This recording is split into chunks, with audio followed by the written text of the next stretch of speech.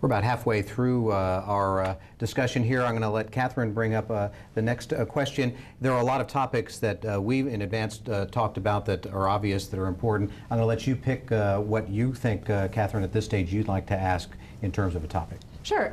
Obviously, healthcare and access to quality, affordable healthcare is a major issue. Here in Texas, 25% of Texans lack health insurance, and they have to either forego medical care they need or they wind up in the emergency room, which just passes the cost on to county taxpayers to the tune of $9.2 billion in 2005 alone. Many of the uninsured are working families whose jobs do not provide adequate insurance or any insurance, and they're not poor enough to qualify for social programs such as Medicaid. How do you propose these people access needed health care before they end up in the emergency room? Let me let Mr. Dale answer first here on this one. Well, you know, that's something that we actually struggle with in Williamson County. We've got a lot of residents that are, you know, indigent is the word that's used in terms of not being able to afford medical care. The burden does fall onto the county, and some of that slack is picked up at the county level. There are also charitable organizations. I think it's an issue that you have to look at when you're thinking about the federal government and federal health care coming down, understanding what all the rules are. We do lack insurance for some people here in the state of Texas, and it's a real problem. I'm not sure that the solution that we're seeing at the federal level is the answer, and it's going to have to be addressed. It's going to take money, no doubt, but it also has to go towards preventative care as well to try and make sure that people are getting to the doctor early before they're getting chronic problems. Mr. Stillwell. I believe that expanding Medicaid, as the Affordable Care Act prescribes, would be a good thing for Texas to do. That 26% of the population that's uninsured is the highest in the nation. That's unacceptable. Texas should do better than that. We should not be satisfied with having a population that does not have access or can afford health care. It is much cheaper to keep people healthy than it is to treat them when they're sick. And when you're talking about somebody who's indigent who can't pay either way, the taxpayers are going to pick up the charge one way or the other. So it would be much cheaper to get these people on the health insurance rolls if we expanded Medicaid, and it would drop that uninsured rate by about half if we were ambitious and aggressive about doing it. You know, I own an insurance agency, and I can sell just about every type of insurance, and I don't sell health insurance by choice. It's a broken system. It doesn't work. I think all sides will agree that it's a broken system. We just have different solutions on what should be done to fix it. Mike, I'll let you pick our next topic here. Okay.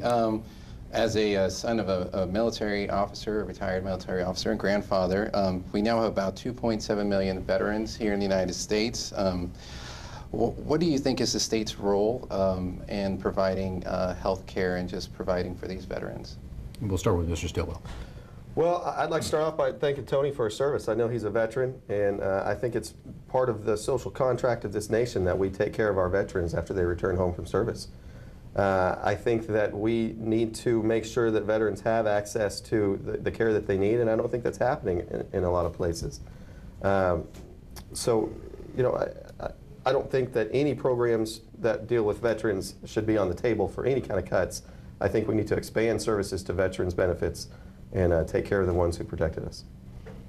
Well, I appreciate your comments on that. You know, my wife and I are both Army veterans, and certainly you hear stories about veterans' health care, where it falls short, many times from the VA, which is overstressed based on the wars and the number of people that we have returning now.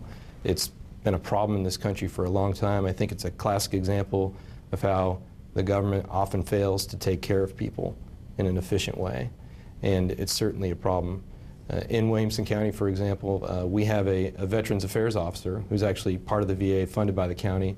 They work in Georgetown and in Cedar Park to make sure that veterans can identify what benefits are available to them. They actually do it through a charity that I help out with called Heroes Night Out, where they also provide peer-to-peer counseling through the Blue Bonnet Mental Health organization that's out of Georgetown, partially funded by the county. So there are some state responsibilities, but there's also local responsibilities that go in this too. And I'm glad that a lot of people in Williamson County step up to help these veterans. I want to throw in a Facebook question, because we did ask people to submit things through social media, and this one is actually a question for Mr. Dale, but we'll let Mr. Stillwell also respond to it.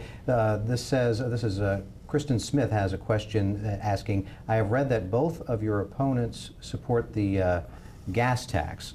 Why are you opposed to it? Well, a lot of people in Williamson County commute down to Austin. I'd like to see that change. I want to grow more jobs in Williamson County, and my Democrat opponent has said in the Round Rock Leader, he questioned, what about raising gas tax? It hasn't been raised since 1991, and the fuel economy in cars has gotten better. Even the Libertarian in this case, shocking to me, says, when asked about transportation and community impact, said, as a Libertarian, it's hard to say this, but the gas tax would probably need to be increased. So I'm against raising taxes. I'm against raising gas taxes. And, I just think this is the MAT tax, and it's a bad idea. Is it a bad idea? To raise the gas tax? Mm-hmm. Well, it's a bad idea to leave our roads unfunded. For the first time in the history of the state, we're going to spend more on debt service than we are on the maintenance and construction of new roads. The gas tax is the major source of revenue for roads, and if it's not going to be the gas tax, we've got to find a way to build new roads. I've never said that I'm in favor of a massive gas tax increase. But I am in favor of having an honest discussion about what we're going to do to fund our transportation system. There's been a Republican idea floated about raising the vehicle registration fees. That would really serve to fund more bonds and to get our bond rating up. And that's taking on more debt. I would rather not take on more debt. I don't want to see any more toll roads built. So we have a problem in this state with our transportation system. And I'm willing to look for solutions and not just rhetoric. Well, if I may, Sure. Through my experience on Cedar Park City Council, we know that you can't necessarily wait on the state for everything. We've worked cooperatively with the county. We've worked with the state of Texas to build road projects. You said yourself earlier that the area is booming. There are a lot of new roads in Williamson County, and we've been criticized from time to time for building or improving state roads, sometimes without state funds. But you can't always wait on the state government to take care of you, because it's your community. You have to build your community. I've got experience working with these different levels of government to build roads, and I think it's a model for other parts of the state. I may, pardon me for skipping over Catherine just for this segment, because I remember Mike earlier before we started had a transportation question, and since we're in the area of transportation, I'm going to let you put him on the spot here, but let him find that one, because I know that was something of interest to you. Yes, and it goes back to what we were talking about earlier on toll roads. It's a controversial subject in the legislature. Though most members of the House put a freeze on new private toll roads development, and that was an agreement in the 81st legislative session. Going into the 82nd, there was 50 comprehensive development agreements, CDAs, were added at the last minute. Where do you stand on construction of new toll roads? Let's start with Mr. Stillwell.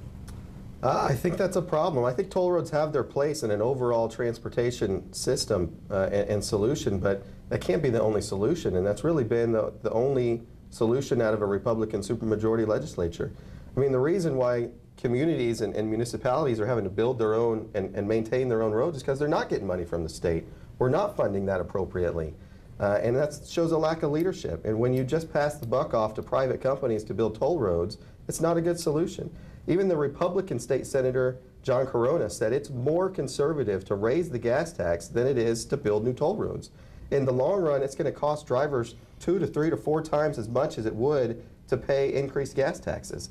So, we have to have this conversation in the legislature, and the solution that I'm for is whatever's going to be the least cost to the taxpayer.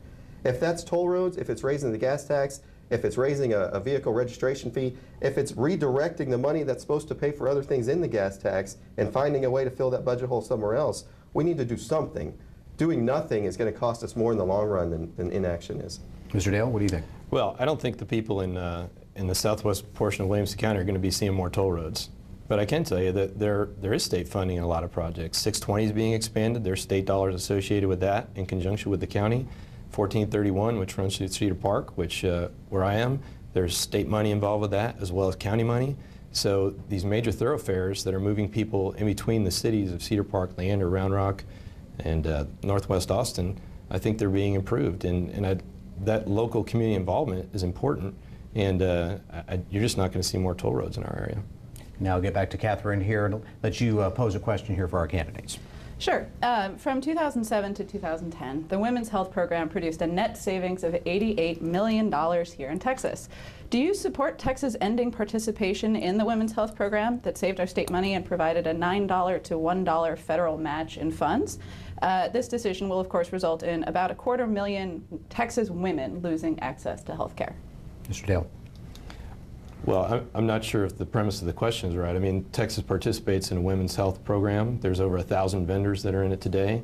So there is an existing program out there.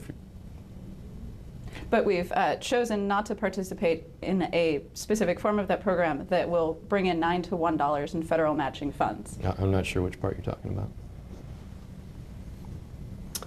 Sheila, do you think? Yeah, I'll take on that question. It's a targeted attack on Planned Parenthood that the state legislature had, and that's why the funding was cut to that. They also cut the funding to the Texas Family Planning Program as well. You know, I've got signs up around the district that say fiscally conservative and socially liberal, and this is an example in the state where they're being socially conservative and fiscally irresponsible. To ignore that federal matching dollars is a mistake. And as far as the Texas Family Planning Program goes, we cut that budget by about 2/3 in a targeted attack on Planned Parenthood. We cut it by about $70 million. Now, because of those cuts, over 300,000 mainly low-income women are going to lose access to preventative care and family planning services, and about 20,000 additional Medicaid-eligible births are going to occur. That's going to end up costing the state of Texas $150 million. So we're going to pay more in the long run as taxpayers to be socially conservative and fiscally irresponsible. If you're talking specifically about Planned Parenthood, I mean, really what it's about abortion. It's not about women's health. And the claims that come in from Planned Parenthood are about 2% of the total in the state. Okay, they're the #1 abortion provider. And whether someone's pro-life or pro-choice, there's a lot of people think that taxpayer funding of abortions is just inappropriate. But it doesn't happen. There is no taxpayer funding of abortion. The subsidy that the state provides allows them to do that business, and you know without denial that they're the #1 provider of abortion in the state of Texas. In that program, $40 million was that program. 10% of it came from the state, 90% came from the federal government. When the state said they didn't want to fund that, the federal government removed the rest of that. But as I said, there's over 1,084 providers here in the state of Texas that provide that kind of medical care. So to say that women are going to go without care is just not true. We just have I think a minute or so left here, so I'm going to let you use the remaining time, and I'll ask you to be brief if you could. Just to give us a final thought to make your case why you would be the best candidate for this district, as we said, that is booming in population right now. Mr. Stillwell, we'll begin with you, and then we'll end with Mr. Dale. Well, I appreciate you having us in here today, and I thank you for the opportunity. My name is Matt Stillwell. I am a husband to a beautiful wife and a father of 3 young boys and a longtime small business owner and a proud Texan for over 20 years. I'm active in my community and active in the schools. I graduated from Texas Tech 15 years ago with a teaching certification and have been interested and involved in education ever since. I'm very concerned with what the last legislative session did to not only our public schools, but our state parks and our health and human services and every part of the budget that was cut because of a lack of leadership in the State House. Another Tea Party person in there is not going to help. We need new leadership and new representatives who will work for solutions and not just to cater to their base. And Mr. Dale. Well, Paul, I want to thank you for the opportunity to be here today. My wife Mary and I have been married for 21 years. We've got 2 young daughters. They're both in public schools.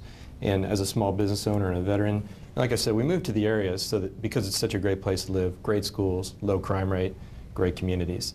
And I've taken a pledge to first do no harm. I'm not a doctor, but I want to preserve the great way of life that we have in Williamson County. That means making sure that the schools can achieve. You know, I'm proud of Round Rock ISD and Leander ISD that they didn't have any teacher layoffs through this last round. You heard about layoffs, but those teachers were never laid off, properly funded as we go forward. Not only that, the testing regime is out of control. We need to make sure that that we hold schools accountable for what they're doing, but at the same time, don't go overboard like it seems we have here in the state of Texas. I've pledged to keep taxes down. I've done it on city council. I'm going to do it as a state rep. I ask for your prayers and for your vote. And we thank both of you very much for being here and sharing your thoughts on very important issues for those in House District 136, and also to Mike and Catherine, thanks very much for your questions. Thanks for joining us. Don't forget, early voting begins on Monday, and then the election is on November 6th. Thanks for joining us.